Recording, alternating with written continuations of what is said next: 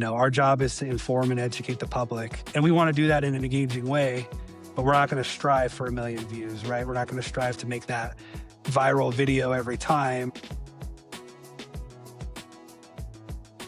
Welcome to Modern Gov Matters. I'm Sarah Lloyd, and this show is all about honest conversations with local government communicators about what's actually working, what's not, and the stuff that keeps you up at night. Modern Gov Matters is presented by Civol, powered by Social News Desk. Law enforcement communications is one of the most high-stakes arenas in local government. Every post, every press release, every moment of silence carries weight. Shea Haney is a PIO sergeant at the Adams County Sheriff's Office in Colorado, and he's here to talk about what it really takes to earn trust, both from your community and from the deputies standing behind you. Welcome to the show, Shea. Yeah, thanks for having me. Yeah, of course. So you're relatively new to the PIO seat. So what did you do before this, and how did you end up as the public face of the Adams County Sheriff's Office? Yeah, so I've been our public information officer now for about 8 months. Prior to that, I started in our jail. Started with the sheriff's office when I was 21, went to our jail after the academy, and then patrol after that, detectives. I spent some time at an FBI task force. And almost 2 years ago now, I got promoted to sergeant. So my first role as a sergeant was on this patrol. And then, summerish last year, this opening came open. And so I ended up putting in for it, and I got assigned as the PIO. So very new to this communication world. Don't really have any background in it, but it was a role that seemed interesting to me, something like something that would fit. So I ended up put in for it, and here we are. Yeah, how have you enjoyed it so far? It's good. It's a little different than being a sergeant on patrol, obviously, and running the road and running call to call, but different issues, but it's good. I'm learning every day. I have a good team behind me of folks. It's our community connections team. They handle our events and most of the social media stuff along with me, and just learning every day and trying to improve. You mentioned something that I think a lot of people in this space are wrestling with. Residents are coming directly to you for information now, and you're breaking your own news. So, what does that actually look like day to day? Yeah, so I mean, we get incidents that happen obviously in the county and these other jurisdictions, and we know about them obviously before the news typically, and so we put out the post, right? And so we're essentially being able to tell our story, tell what happened directly to our audience, right? And so in years past, before social media, law enforcement would send out a news release maybe, or have to go through the news to be able to tell their story. But now with social media and being active on it, we're able to showcase that, right, and tell our story. And then all of the other things kind of behind the scenes that the sheriff's office does that, may not be newsworthy. We're able to tell that to our community through social media. Yeah, and so how does the traditional old-fashioned news release fit into a world where your social post sometimes is the story?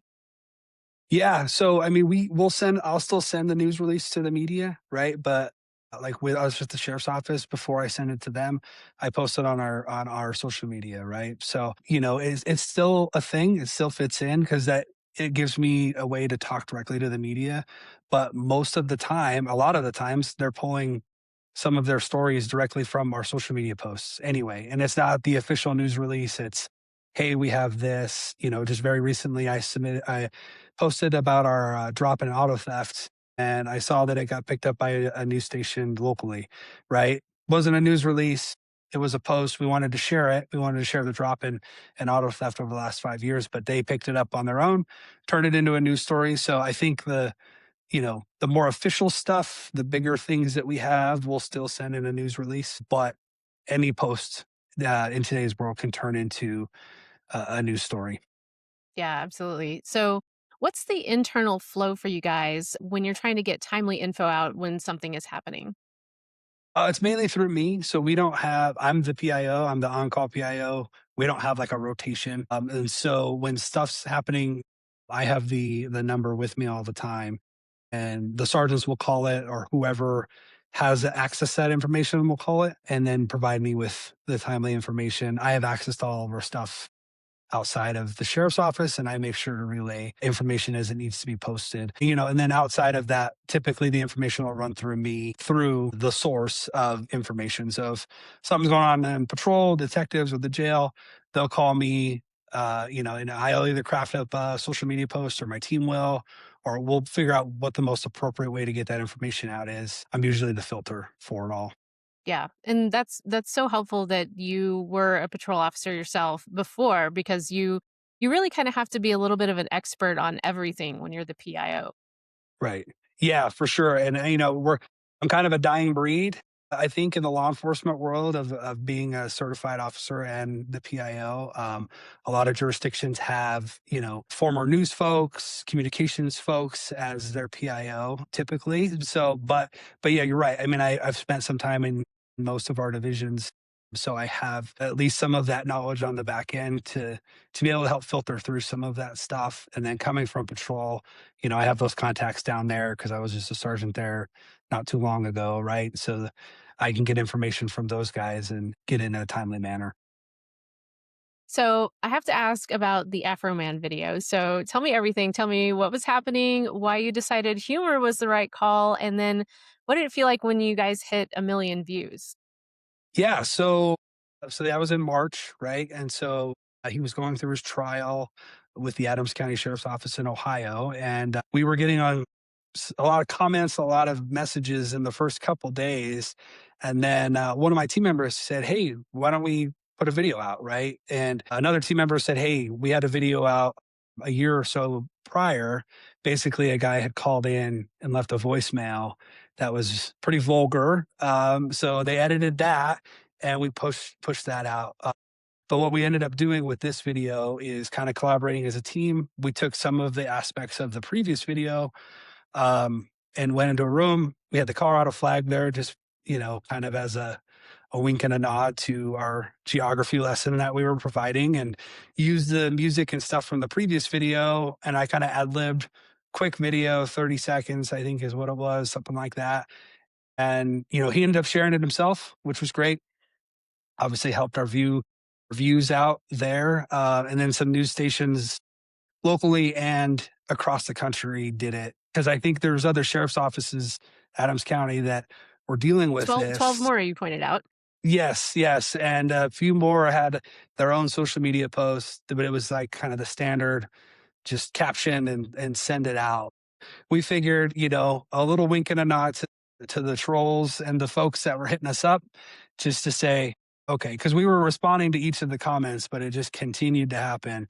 And we were getting phone calls and all of this stuff. And so, I think a little levity to these situations helps, right? It helps show that we're just human like everyone else. And so it ended up working out pretty well for us. But yeah, it was a good win for the team. Obviously, getting over 1 million views doesn't happen that often, especially in Yeah. law enforcement circles.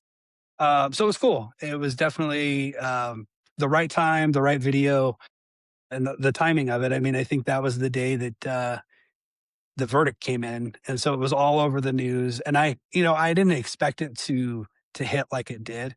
Yeah. No, I expected our following to like it, but yeah, I mean, like I said, it helped that he shared it. Afro shared it himself. Yeah, that definitely gives you a big boost. Right. So, what does it feel like as a relatively new PIO when your first big swing lands like that? Oh, it's good. I mean, obviously, not every video is going to be that, right? And not everything is going to hit. So we have to celebrate the small wins, right? Celebrate the fact that we were able to make a video that hit well, resonated with our audience, and know that that's not going to happen every time. Our job is to inform and educate the public, and we want to do that in an engaging way. But we're not going to strive for 1 million views, right? We're not going to strive to make that viral video every time. If it hits, great. We'll celebrate it. We'll always have that video out there, but that's not going to be our goal. Our goal is to push the information the best we can to our audience in whatever way they resonates with them. Yeah, so I know you mentioned that you guys still struggle a little bit with reaching younger audiences. What are some things that you've tried that maybe haven't landed as well as say that Afro Man video? Yeah, I mean, just some of these other videos, right? I mean, just trying to grab the attention. Sometimes, There's a lot of good stories in law enforcement. Sometimes it's just your PSA, your public service announcement. Like we have a lot of fraud stuff going on. So what I've tried to do with fraud is maybe make some videos explaining it instead of just saying, "Hey, here's a scam. Here's where you can see it's a scam," right? Trying to educate the public, but it's hard to dress those things up to be super entertaining and engaging. But I have some younger folks on my team that just came over. They have new ideas as far as videos go. So we're trying to do that.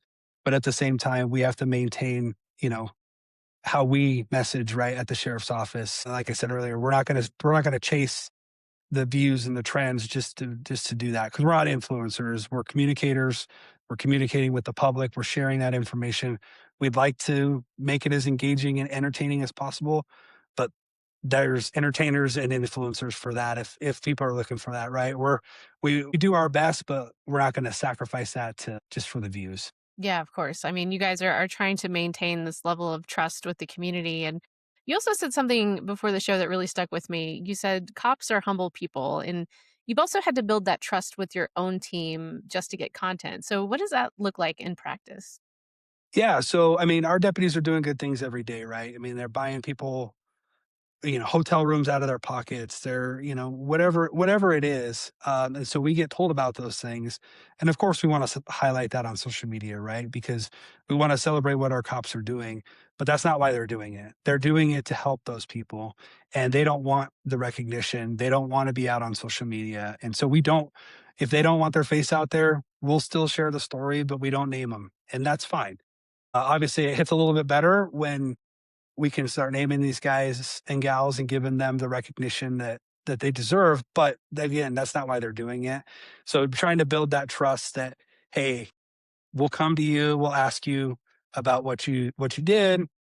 If you're okay with it, we'll share your information. If not, that's fine. We're still going to share the story, but we don't, you can choose to be kind of named and maybe put in a spotlight a little bit or not and be more behind the scenes. And so just building up that trust with the different divisions. We're a decently sized agency of 700 ish total employees, right? And so we have a lot of different divisions, a lot of different units. Yeah, so just trying to build that trust for sure. Yeah. Was there anything you did early on in your PIO tenure to show your deputies that you were safe to work with? Yeah, I mean, just respecting their boundaries, right? And then just trying to say, hey, you give us the information and information you want pushed out, we're going to push it out in a timely manner. We're not going to sit on it. If you have something, if detectives need something sent out, great, get it to us. We'll get it pushed out. I'll make sure we check with all of the folks involved to make sure everyone's good with the information that we're sharing, right? Because that's another thing is we have to be sensitive on what we share because there's ongoing investigations and there's privacy rules and all these other things that we have to worry about that maybe a normal kind of government communicator may not have to wrestle with. So just making sure that we don't violate that trust is a big deal to me. Yeah. All right. So, Shay, it is time for our lightning round. Just a quick answer here. What's your favorite spot in Adams County? So we patrol in unincorporated Adams County, and I would say like my favorite spot for the for eating is Great Scots. It's been around for a long time. They moved places. A lot of the patrol guys will go there for breakfast and for at night to get food. They treat us pretty well, and the food's not too bad. Yeah, that's awesome. And how about the most underrated thing about your community? You know how much they care. We're not part of the big cities, right? As far as the county, but when we ask for donations and when we do Operation Freebird, which is an event that we host every November, where we give out food vouchers and stuff through our community, just seeing the outpouring of support for our events through the business community and just the normal community, I think is kind of understated, because I don't think people realize what goes into that is a lot of us going out and asking for some of these donations and for folks to help out. So, but when we do those, especially because I'm new to this role and kind of planning those things, that's definitely been something that I've noticed for sure. Yeah, that's amazing. And if Adams County had a theme song, what would it be? Friends in low places. Yeah, so we are in unincorporated Adams County. We have the Grizzly Rose in our patrol area. Some folks may know it. It's a pretty well-known country bar, that folks go to. So we're well aware of it. It's a great place, but they play it all the time there. And it's a good establishment that we have. So they have concerts and folks that come in. I'm sure that Garth Brooks hasn't been there for a long time, but that would probably be what it is. Plus, we have a pretty big rural area in Adams County, so I'm sure they would appreciate the Yeah. theme song as well. All right. Absolutely. So, one more question. What's your advice for someone just starting out in government communication? To go slow. It's not something you're going to learn overnight. I'm only 8 months in, so I have probably years to get to where I'm even comfortable in my role. But just starting off slow and then trying to build that trust. And then, the classes that I've gone to, I have definitely shown me that you got to learn what your messaging is and what your agency wants to do, and then make sure that you support that.